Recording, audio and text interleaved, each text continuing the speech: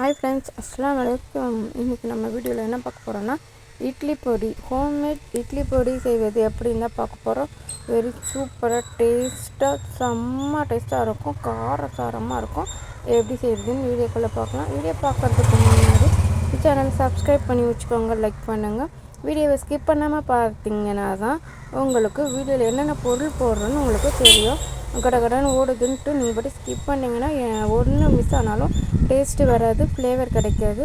அதனால் வீடியோவை ஸ்கிப் பண்ணாமல் பாருங்கள். இப்போ அடுப்பில் வானல் கடாய் வச்சுட்டு நல்லா ஹீட் ஆனோன்னா ஒரு 1/4 கிலோ 250 கிராம் உளுந்து நல்லா பொன்னிறமாக நல்லா சிம்மில் வச்சு நீங்கள் பக்கத்தில் நின்று நல்லா கிளறி விட்டு பொன்னிறமாக வறுத்து எடுத்து ஒரு பிளேட்டில் போட்டு ஆற வச்சுக்கோங்க. நல்லா வறுக்கணும். அந்த உளுந்து பச்சை வாசனை போயிட்டு அந்த வறுத்த ஸ்மெல்லு வர வரைக்கும் நீங்கள் நல்லா அடுப்பு ஹையில் சீக்கிரமாக வறுக்கணுன்ட்டு ஹையில் வச்சிட்டிங்கன்னா கரிஞ்சு போயிடும். அதனால் சிம்மில் வச்சுட்டு ஸ்லோ பண்ணி கனமான பாத்திரம் வச்சிங்கன்னா தான் உங்களுக்கு அது தீஞ்சு போகாமல் நல்லா பொன்னிறமாக இருக்கும். நல்லா அந்த ஸ்மெல்லு வரும் பாருங்க, வறுத்த ஸ்மெல்லு, அந்த ஸ்மெல்லு வர வரைக்கும் நீங்கள் நல்லா வறுத்து எடுத்துக்கோங்க. அதுக்கப்புறமா இது கூடவே நம்ம ஒன்றா தனித்தனியாக வறுக்கணும். நீங்கள் எல்லாத்தையும் மொத்தமாக போட்டு வறுத்திங்கன்னா ஒரு இதுக்கு ஒரு டைம் எடுக்கும். அதனால் நீங்கள் ஒரு பொருளையும் ஒரு 5 மினிட்ஸ் 20 மினிட்ஸ் 5 மினிட்ஸ் மேக்ஸிமம். இது உளுந்து ஒரு 10 மினிட்ஸ் 15 மினிட்ஸ் வறுத்துக்கோங்க. அந்த பொன்னிறமாக வறுத்து ஒரு பிளேட்டில் போட்டு வச்சுக்கோங்க. மிச்சதெல்லாம் ஒரு 5 மினிட்ஸ் வருங்க. இப்போ இந்த கிளாஸில் தான் 2 கிளாஸ் அளவுக்கு உளுந்து போட்டிருக்கோம். இந்த கிளாஸ் அளவு 250 கிராம் வரும், 2 கிளாஸ் அளவு போட்டிங்கன்னா. இப்போ நெக்ஸ்ட்டு துவரம்பருப்பு ஒரு 25 கிராமு, கடலப்பருப்பு 25 கிராமு. அதாவது இப்போ நமக்கு ஒரு கிளாஸ் காமிச்சாலும் அந்த கிளாஸ்லேயே பாதி அளவு எடுத்துக்கோங்க. துவரம்பருப்பு, கடலைப்பருப்பு நல்லா ஒரு 10 மினிட்ஸ் அதே மாதிரி ஸ்லோலியே வச்சு நல்லா வறுத்து எடுத்துக்கோங்க. வறுத்து எடுத்துகிட்டு நம்ம அதுக்கு அடுத்தது என்னென்ன எடுக்கிறோன்னு பாருங்கள்.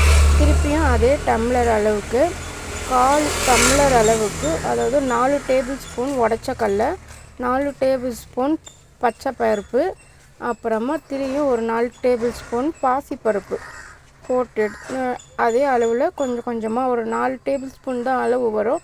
1/4 டம்ளர் போட்டிங்கன்னா உங்களுக்கு ஃபுல்லாக வந்துடும். போட்டுட்டு தனியாக எடுத்து வச்சுக்கோங்க எல்லாத்தையும். இப்போ நம்ம எல்லாத்தையும் போட்டு நல்லா 5 மினிட்ஸு 10 இல்லைன்னா ஒரு 10 மினிட்ஸ் நல்லா வறுத்து எடுத்து வச்சுக்கோங்க. நெக்ஸ்ட்டு எள்ளு, கொள்ளு, வேர்க்கடலை எல்லாமே 25 கிராம் தான். அதாவது 50 கிராமுக்கு வாங்குவோம்ல, அதுலேயே கொஞ்சம் பாதி சின்ன டம்ளரில் எல்லாத்தையும் 1/4 கிளாஸ் தான் போட்டுட்டு அதையும் நல்லா ஒரு 10 மினிட்ஸ் வறுத்துக்கோங்க. 5 நிமிஷம் இருந்தால் போதும். இது டக்குன்னு வறுத்தணும். நம்ம வேர்க்கடலை எவ்வளோ வறுப்போமோ அந்த மாதிரி வறுத்து எடுத்துக்கோங்க. அதுக்கப்புறமா நெக்ஸ்ட்டு 10 பல் பூண்டு, அப்புறம் 150 கிராம் காஞ்ச மிளகா. ஃபஸ்ட்டு நம்ம காஞ்ச மிளகா 150 கிராம் எடுத்துக்கோங்க. உங்களுக்கு காரம் எவ்வளோ தேவையோ அவ்வளோ நீங்கள் எடுத்துக்கலாம். காரம் கம்மியாக வேணும்னா 100 கிராம் எடுத்துக்கோங்க. எங்கள் காரம் ஜாஸ்தியாக இருந்தனால 150 கிராம் காஞ்ச மிளகா நீங்கள் எடுத்துருக்கோம். காம்பெல்லாம் பிச்சுட்டு எடுத்து வச்சுக்கோங்க. அப்புறம் பூண்டு நல்லா வறுத்து முடித்தோடனே ஒரு 5 நிமிஷம் நல்லா வறுத்து முடித்தோடனே காஞ்ச மிளகா வறுக்கும் போது நொடி வரும்.